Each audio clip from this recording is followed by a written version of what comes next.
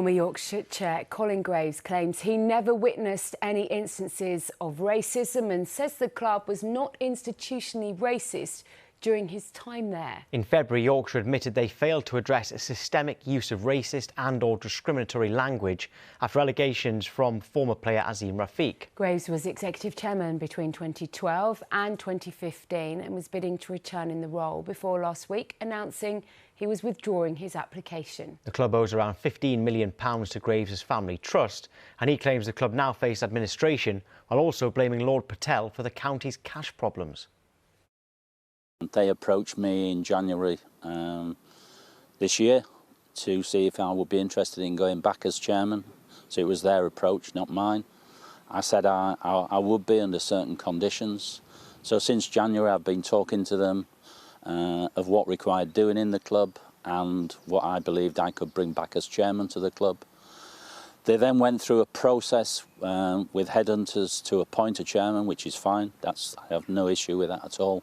But that process has just gone on and on and on. The club say that at no point did you make a tangible offer to the board. Is that correct? I didn't make an offer to buy the club.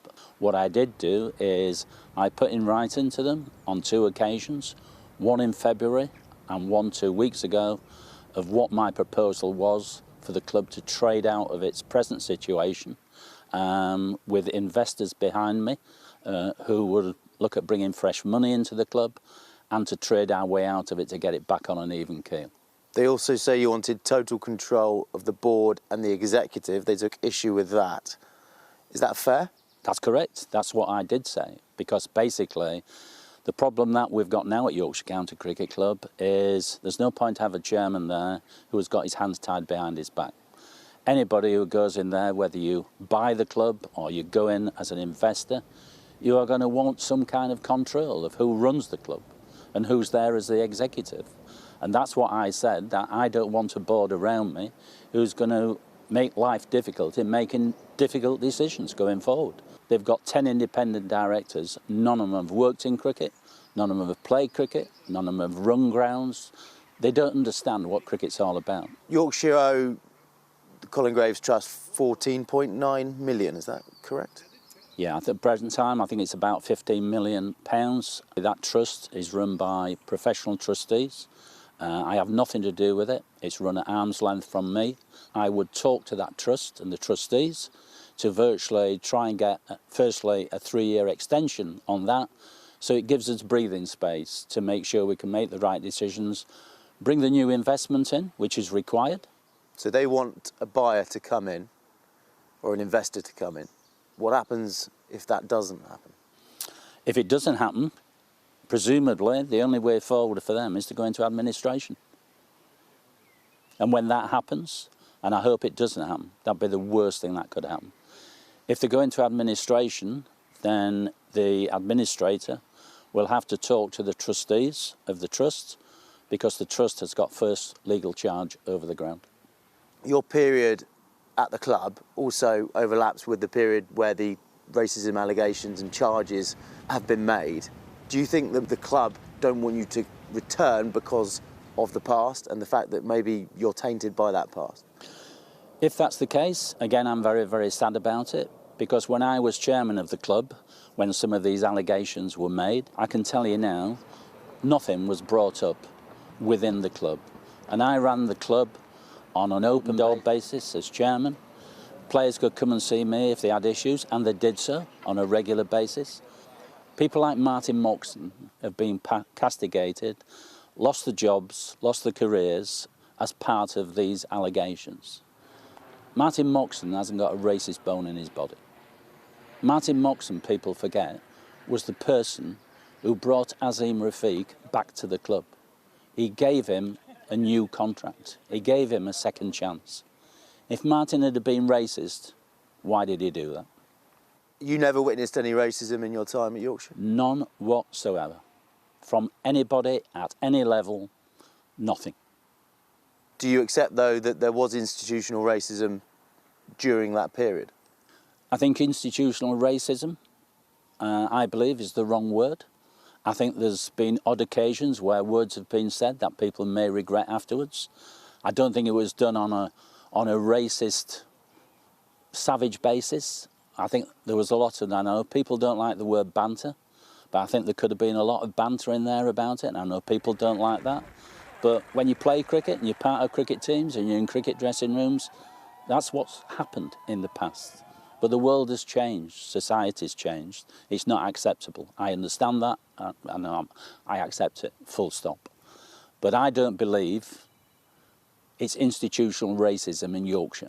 If people can prove it, fine. But I don't think it is institutionally racist as an organisation. I just don't see it. What's your take on what Lord Patel has done since coming in? I think some bad decisions have been made. I'm not going to go into them. That's personal, it's history, I can't change it anyway.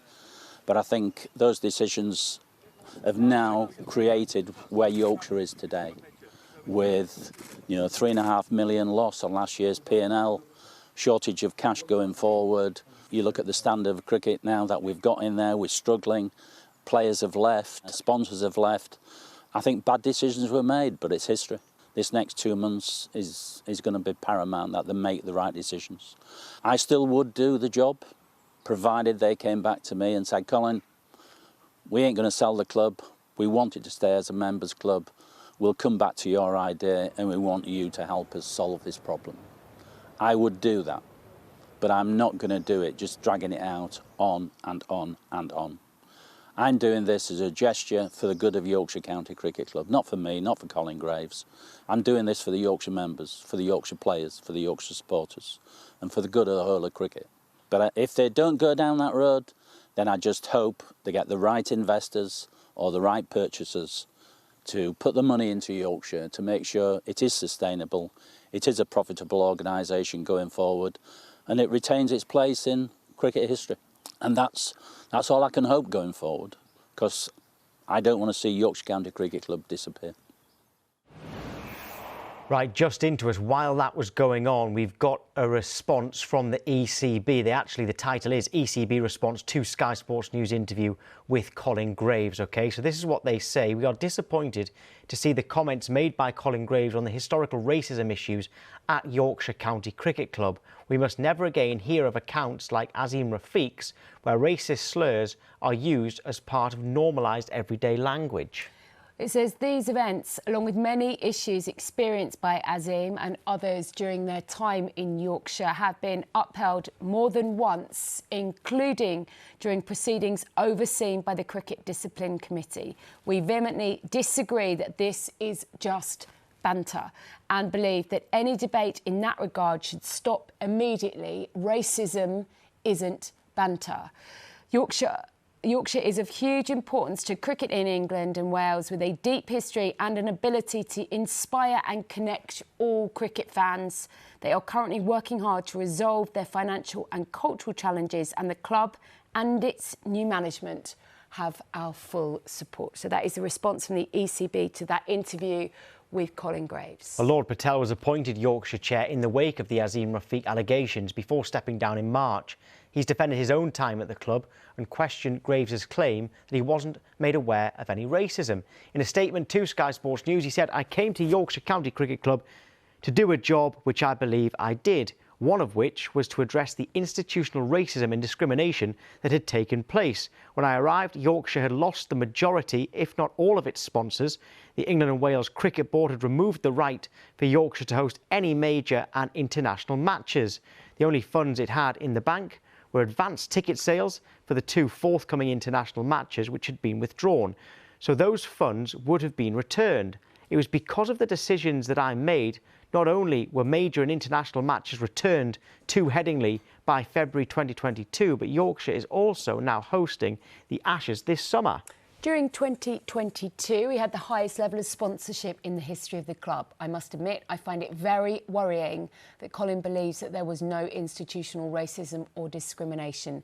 The idea that we can pass this off as banter is why Yorkshire and cricket has been put under the spotlight. So I hope that the ECB's Independent Commission for Equity in Cricket Committee publishes its report as soon as possible to end the opportunity for comments like this to be made by some cricket commentators and some journalists to defend the indefensible.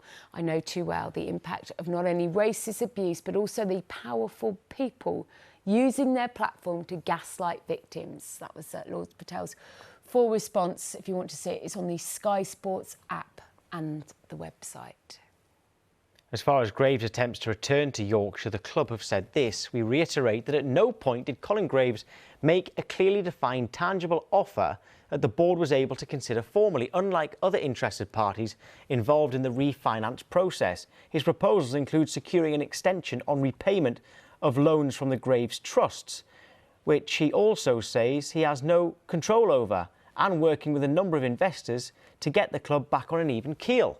This is not a refinancing solution that we can stand behind or would pass any financial rigour. Furthermore, Colin's stipulation that he would require full control of the board and executive in the event of returning to the club as chair runs contrary to best practice governance requirements set out in the County Governance Code, which were agreed by all counties in 2019.